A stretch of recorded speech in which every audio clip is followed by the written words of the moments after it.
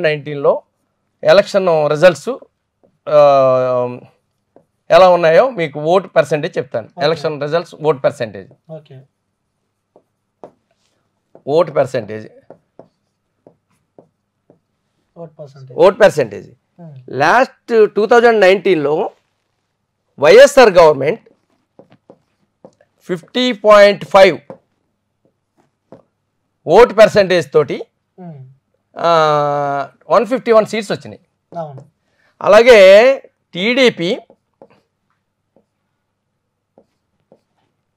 39.5%తో 23 seats వచ్చినాయి. Janasena JSP 5.5తో 1 సీటే వచ్చింది. So others ఇంకా మిగిలిన పర్సెంటేజ్ ఇంకెంత 4%, 4.5 అంత ఉంది అదర్స్. సో 0 వచ్చినాయి. అయితే ఇక్కడ ఇప్పుడు ఈ 3 పార్టీలు, బీజేపీ ఇందులో 1% ఉంది. సో ఇప్పుడు ఈ 3 పార్టీలు చూస్తే ఈ వైఎస్ఆర్ కలిసింది కాబట్టి, ఇప్పుడు వైఎస్ఆర్ కలిసింది కాబట్టి 50.5 ఉంది. ఈ 3 పార్టీలు కలిసి ఎన్డీఏ కలిసి 46% అయింది టోటల్. 4.5% ఎక్కువగానే ఉంది వైఎస్ఆర్కి. అంటే ఏంటి, అప్పర్ హ్యాండ్లోనే ఉన్నది. అయితే మీరేమంటున్నారు, ప్రభుత్వ వ్యతిరేకం ఉన్నది కాబట్టి 10% తగ్గిపోతుంది అంటున్నారు. అంతే కదా. సో 10% తగ్గిపోతుంది అంటే ఇందులో 10% తీసేద్దాం. 10% తీసేస్తే ఆల్మోస్ట్ 4.5 పోతే 45.45.45 అంత ఉంటుంది వీళ్ళకి. అయితే ఇది ప్రభుత్వ వ్యతిరేకత అంటే ఆల్రెడీ ఓటు వేసిన వాళ్ళదే ప్రభుత్వ వ్యతిరేకత. ఎన్డీఏ ఆల్రెడీ వ్యతిరేకంగానే ఉన్నారు కదా. కానీ ఇది అందరూ ఏమనుకుంటారు, ఇక్కడ ఈ మళ్ళీ వీళ్ళకి కూడా ఇదే 46 వస్తుందని అనుకుంటారు. అంతే కదా. అప్పుడు ఏమైంది, 1% ఎక్కువ ఉంది అంతే, అంతకు మించి తేడా ఏమీ లేదు. అయితే ప్రభుత్వ వ్యతిరేకత యాడ్ అయితే ఇక్కడ ప్లస్ అవుతుంది కదా ఇంకా మనకి. అదే చెప్తాను కదా. అయితే ఇక్కడ ఎన్డీఏకి వచ్చేటప్పటికి ఏమవుద్దంటే, ఒకసారి ఓటేసిన వాళ్ళలోనే ప్రభుత్వ వ్యతిరేకత ఉంటుంది. మళ్ళీ అలాగే ఒకసారి అపోజిషన్లో ఎన్డీఏకి వేసిన వాళ్ళ దగ్గర ఆ ప్రభుత్వ వ్యతిరేకత ఏముండదు. వాళ్ళు ఏంటి, మళ్ళీ కొత్త గవర్నమెంట్కి ఏమైనా ఫేవర్ ఉన్నదా లేకపోతే ఇంకా బాగోలేదా గవర్నమెంట్ అనేది ఆలోచిస్తారు వీళ్ళు. వీళ్ళు ఆలోచిస్తే నాకు తెలిసి ఏమైందంటే, వీళ్ళు ఒక 10% మళ్ళీ ఈ గవర్నమెంట్ వేయడానికి అవకాశం ఉంది. ఓకే. అంటే గత ప్రభుత్వం అప్పుడు చేసిన వ్యక్తులు మళ్ళీ చేంజ్ అయ్యే అవకాశం. ఎందుకు అవకాశం ఉన్నదంటే దానికి నేను రీజన్ చెప్తాను. జగన్ గవర్నమెంట్లో ఆయన ఏం చేశాడు, ప్రతి రాష్ట్రానికి ముందు విద్య, వైద్యం, తర్వాత ఉద్యోగం, తర్వాత డెవలప్మెంట్, ముందు ఈ 3 ఫ్యాక్టర్లు ఇంపార్టెంట్. సో అందుచేత ఫస్ట్ విద్యను తీసుకున్నాడు ఆయన. అందుకే స్కూల్స్ని ఈ దేశంలో లెక్కలు లేని విధంగా ఆయన ఇంప్రూవ్ చేశాడు. అలాగే వైద్యం 16 మెడికల్ కాలేజీలు పెట్టాడు. ఇంతకుముందు ఎప్పుడు దేశ చరిత్రలో అన్ని మెడికల్ కాలేజీలు ఏ స్టేట్లోనే పెట్టలేదు. ఇక డెవలప్మెంట్ వారు వచ్చేటప్పుడు, డెవలప్మెంట్ అంటే జనరల్గా ఏమనుకుంటారు, ఐటీ జాబ్స్ వచ్చేస్తే డెవలప్మెంట్ అంటారు. ఐటీ జాబ్స్ వచ్చేయాలంటే నువ్వు ఏదైనా ఇన్ఫ్రాస్ట్రక్చర్ చూపెట్టుతో లేకపోతే గత ప్రభుత్వంలో ఏదైనా రెడీ చేసి ఉంచితేనో మర్చిపోయిన రోజు ఉద్యోగాలు ఇవ్వడానికి ఉంటుంది. అంటే వాస్తవంగా మనం మాట్లాడుకోవాలంటే సార్ జాబ్స్ చాలా ముఖ్యం. అవును, కానీ జాబ్స్ ఐటీ జాబ్స్ ముఖ్యం. ఐటీ జాబ్స్ రావాలంటే ఇన్ఫ్రాస్ట్రక్చర్ ఉండాలి కదా. ఇప్పుడు సెపరేట్ అయిన స్టేట్కి ఇన్ఫ్రాస్ట్రక్చర్ ఇమీడియట్గా కావాలంటే ఒక రోజులో అయిపోదు. దానికి ఒక 5 years 10 years పడుతుంది. లాస్ట్ గవర్నమెంట్ ఏమైనా 5 yearsలో చేసి ఉంటే ఇప్పుడు ఇమీడియట్గా జాబ్స్ ఇవ్వడానికి ఉంటుంది. మళ్ళీ ఈయన ఇన్ఫ్రాస్ట్రక్చర్ మొదలు పెడితే ఏమవుతుంది, ఇంకో 5 ఏళ్ళు పడుతుంది, టైం పడుతుంది. కాబట్టి ఇమీడియట్గా దాన్ని ఆ గ్యాప్ని ఫిల్ చేయడం వాళ్ళు ఏం చేసేటంటే, వాలంటీర్ వ్యవస్థ ద్వారా ఎంతో కొంత వేతనాన్ని వాళ్ళు ఖాళీగా ఉంచకుండా ఎంతో కొంత వేతనం ఇచ్చి వాళ్ళని ఉద్యోగం చేసి అది సాటిస్ఫై చేయగలిగాడు. So and at the same time welfare schemes ఇమీడియట్గా కరోనా వచ్చింది. మళ్ళీ వెల్ఫేర్ స్కీమ్స్ ఏమిచ్చాడు ఆయన, ఈ ఉద్యోగాలు వచ్చి వాళ్ళు ఇన్ఫ్రాస్ట్రక్చర్ డెవలప్ అయ్యి ఉద్యోగం చేసి సంపాదించుకోవడానికి కంటే కూడా ముందుగాను వాళ్ళకి ఇమీడియట్ నెసెసిటీస్ ఏమైనా ఆలోచిస్తే ఆయనకి తిండి, బట్ట అవి ఇంపార్టెంట్. సో ఆ తిండి వాళ్ళు కాబట్టి మనకి ఎస్సీ ఎస్టీ లేకపోతే బీసీ, లోవర్ మిడిల్ క్లాసు వీళ్ళందరినీ కొంచెం సాటిస్ఫై చేయాలంటే ఇమీడియట్ కరోనా వచ్చిన టైము. సో ఇవన్నీ కవర్ చేయాలంటే ఇమీడియట్గా వాళ్ళని కవర్ చేయాలి కాబట్టి స్కీమ్స్ పెట్టి ఆ స్కీమ్స్ ద్వారా అది అవసరం కూడా, అది ఇంపార్టెంట్ అని కాదని ఎవరు చెప్పలేదు. ముందుగా ఉండాలి, అవి అయిన తర్వాత ఇమీడియట్గా డెవలప్మెంట్ వద్దని నేను అంటున్నా. కానీ డెవలప్మెంట్ ఎంత మేరకు చేయగలిగాడు ఆయన అనేది కూడా మనం ఆలోచించాలి. చేయలేదు రోడ్లు వేయలేదంటే రోడ్లు కూడా వేయలేదు చూడండి. లాస్ట్ గవర్నమెంట్లో ఎంత 60,000 crores ఎంత ఖర్చు పెడితే ఈయన 43,000 crores ఈయన ఖర్చు పెట్టాడు. అంటే సార్ మనం ఒకటి వాస్తవంగా మనము ఏపీ రోడ్లపైకి వెళ్తుంటే మనకి ముఖ్యంగా రోడ్లు సో అంటారు అంటే ఒక ఉదాహరణ చెప్తారు కదా, సో ఒక ప్రెగ్నెంట్ ఉన్న అమ్మాయి ఆ రోడ్లపైకి వెళ్తే అక్కడనే డెలివరీ అయిపోతే అంత పరిస్థితి, దీర్ఘమైన పరిస్థితి ఏపీ ఉంది. సో ఏపీ రోడ్లు చాలా దరిద్రంగా ఉన్నాయి. సో అది కూడా చాలా మైనస్ అయ్యే అవకాశాలు ఉన్నాయి. ఓకే, మీరు అన్నది కరెక్టే. ఏపీ రోడ్లు అంత దరిద్రంగా ఉన్నంటే అంతకు ముందు గవర్నమెంట్ లోనే ఏమి చెయ్యకపోతేనే కదా. అసలు ఆ రోడ్లు ఇంతకు ముందు వాళ్ళు ఏమో రిపేర్ చేయకపోబట్టే కాబట్టి అంత దారుణంగా తయారండి. సో వచ్చిన తర్వాత మీరు అనుకున్నంత లేదు. మేము వెళ్ళి చూశాను కొన్ని చోట్ల మీరు అన్నట్టుగా నిజంగానే బాగోలేదు రోడ్లు. స్టార్టింగ్ లో బాగోలేదు, స్లోగా ఆయన ఇంప్రూవ్ చేసుకుంటూ వచ్చాడు. End of the road day ఏమైంది కొన్ని రోడ్లు కాకినాడ అలాంటి చోట చూసాం కొన్ని రోడ్లు. ఇదేంటి ఇంకా వేయలేదు, ఎలక్షన్ వచ్చేసింది రోడ్లు వేయలేదు ఏంటి అని అడిగితే లేదండి గత ప్రభుత్వంలో చేసిన కాంట్రాక్ట్ అండి, వాళ్ళు బిల్లులు రాక లేకపోతే బిల్లులు వాడేసుకుని చేశారని ఒక విధంగా చెప్తున్నారు కొంతమంది. మరి దానికి మనం ఏం చెప్తాం? సో అల్టిమేట్గా ఏంటంటే ఏ ప్రభుత్వం అయినా చివరికి ఓటు వేయడానికి వచ్చేటప్పటికి డెవలప్మెంట్ ఇంపార్టెంటే, కానీ అంతకంటే వెల్ఫేర్ స్కీమ్స్, ఎడ్యుకేషను, మెడికల్ అవి మోస్ట్ ఇంపార్టెంట్ అనమాట. సో ఓటు వేసేటప్పటికి దాన్ని క్రైటీరియాగా తీసుకుంటారు ఎవరు తీసుకున్నా కానీ. సో ఈ మేజర్ ఫ్యాక్టర్స్ని మళ్ళీ వైఎస్ఆర్ గవర్నమెంట్ రావడానికి ఆల్రెడీ ఎన్డీఏ గవర్నమెంట్ అపోజ్ చేసిన వాళ్ళందరికీ కూడా స్కీమ్స్ అందినాయి. సో స్కీమ్స్ అందిన వాళ్ళు ప్రతిఫలం పొందిన వాళ్ళు కంపల్సరీ మళ్ళీ వాళ్ళు వేయడానికి అవసరం ఉంది. ఎప్పుడైతే మీకు ఈ ప్రభుత్వ వ్యతిరేకత ఉన్నదో మళ్ళీ ఈ వ్యతిరేక ఓటు నుంచి కూడా మనకి పాజిటివ్ అవుతుంది.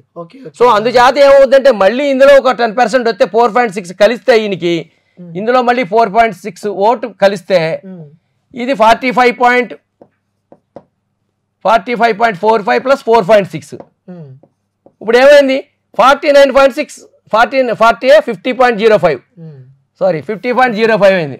50.05 అయింది అంటే స్టిల్ మీకు ఆయనకి కావాల్సిన ఓటు బ్యాంక్ వచ్చేసింది. సో ఆ విధంగా మీ పర్సంటేజ్ వెల్ఫేర్ స్కీమ్స్ చూసుకుంటే ఈ విధంగా ఉన్నది. సో ఇంకొక మూడో ఫ్యాక్టర్ ఏంటంటే విశ్వసనీయత, అంటే credibility of the leaders.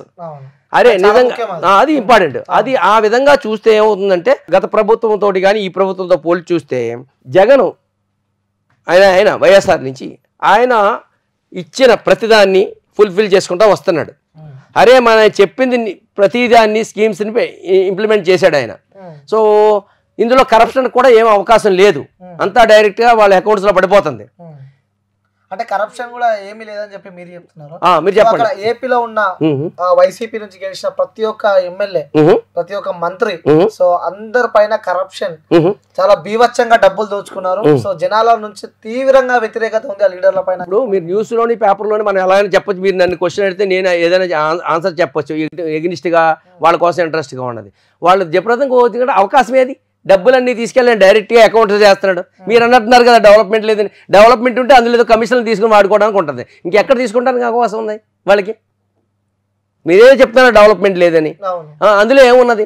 Medical colleges వచ్చినాయి, స్కూల్స్ వచ్చినాయి, అది డెవలప్ అయినట్టు కనిపిస్తుంది. అంతే, డైరెక్ట్గా వాళ్ళ ఫండ్స్ నుంచి డైరెక్ట్గా ఖర్చు పెడుతున్నారు. సో ఇదంతా యాంటీ ప్రాపగండా తప్ప ఎమ్మెల్యేలు కానీ ఎంపీలు కానీ వాళ్ళు ఖర్చు పెట్టి అందులో కమిషన్ తీసుకునేటంత అవకాశం వాళ్ళకి ఎక్కడా లేదు. ఇదంతా యాంటీ ప్రాపగండానే, యాంటీ కావాలని చెప్పింది తప్ప అందులో వాళ్ళు తీసుకుని చేసేటానికి ఏమి కనిపించట్లేదు. సో మీకు ఇంకేమైనా క్వశ్చన్?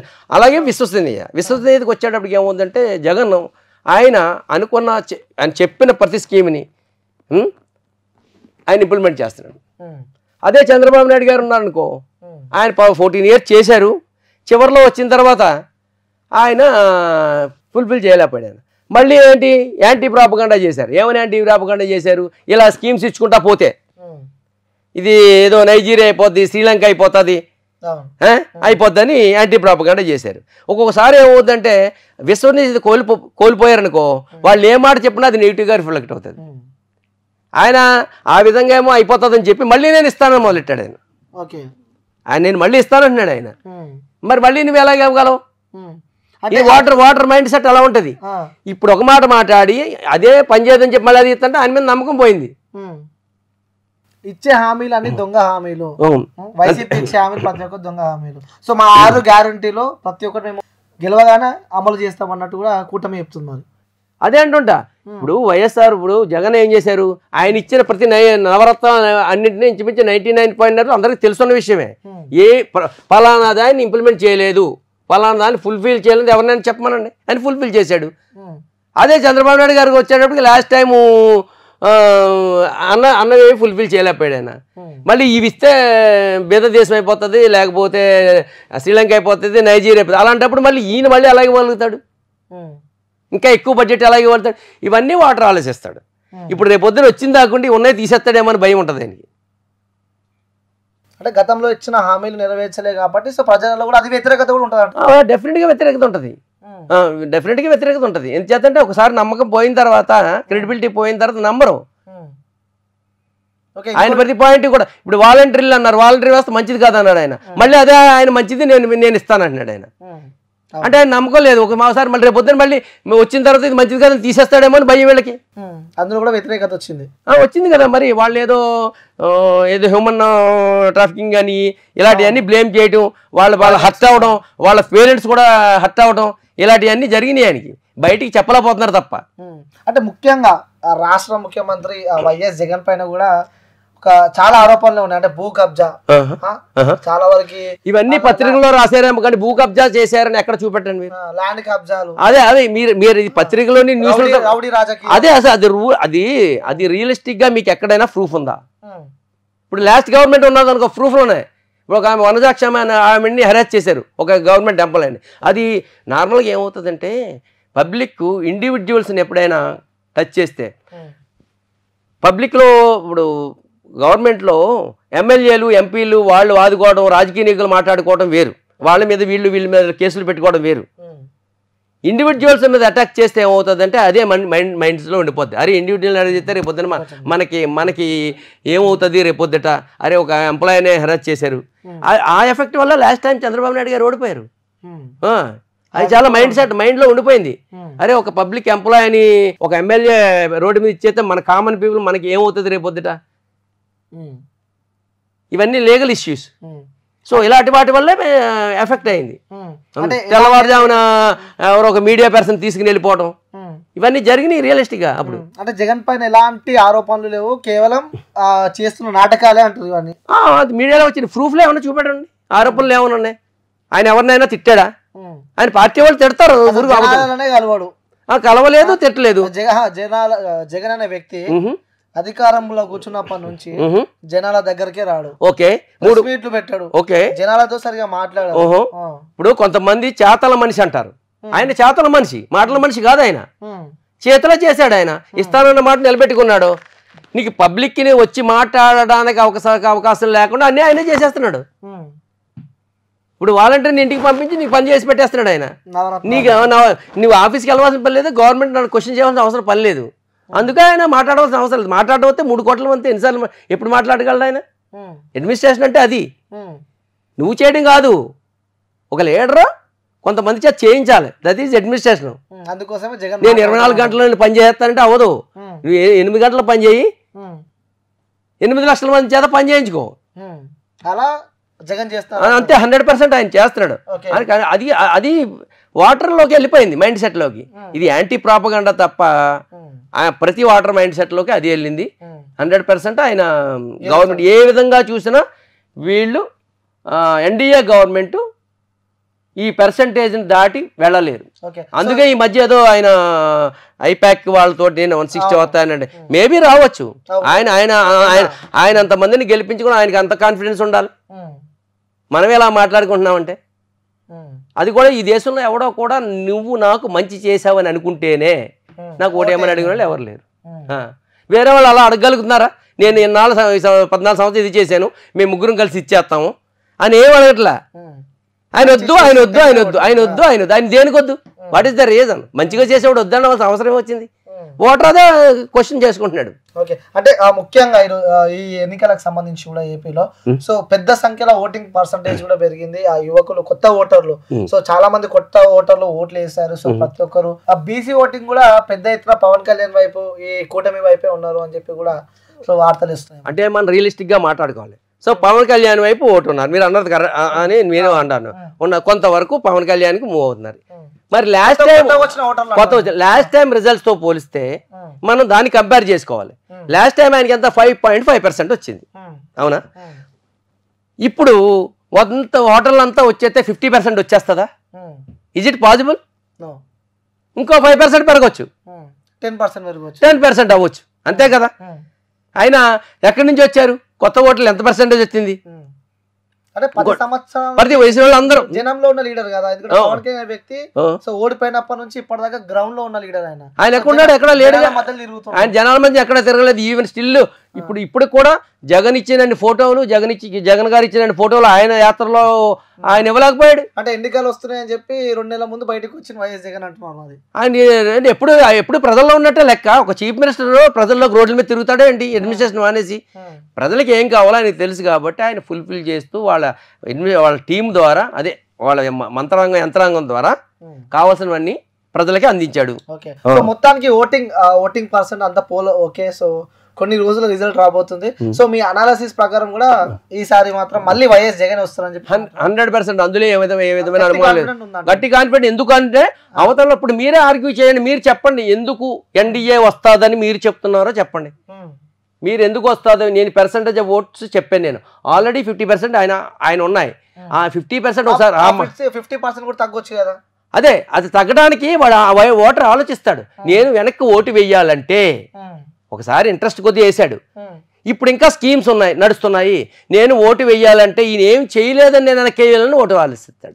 నేనేదో 5% 10% మీరు చెప్పాను తప్ప ఆ 10% కూడా తగ్గదు. అది 2% 5% తగ్గుతుంది. ఎందుచేత అంటే ఎగ్నిస్ట్ ఏమీ లేదు, యాంటీ ప్రాపగండా. ఎప్పుడు కూడా ఓటు అంటే ఏంటి? తను నేను ఎవరికి వేస్తున్నానని చెప్పడం.